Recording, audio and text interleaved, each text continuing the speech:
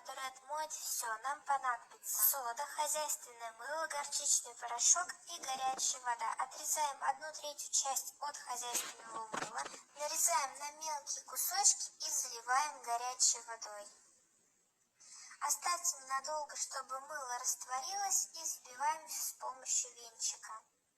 Добавляем в смесь 50 грамм соды, перемешиваем, 50 грамм горчичного порошка, перемешиваем все до однородной консистенции и покажу вам несколько способов применения данного средства. Смотрите, какая у меня грязная плита.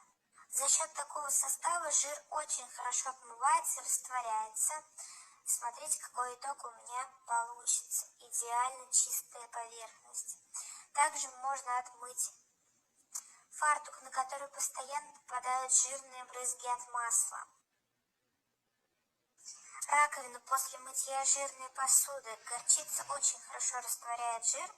И смотрите, какая она у меня идеально чистая получилась, без каких-либо разводов. Можно почистить столешницу, можно мыть все.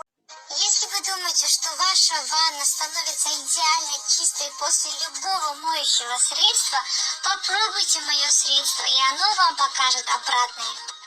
Я помыла эту ванну одним хорошим средством до того, как решила снять это видео, чтобы вы видели результат.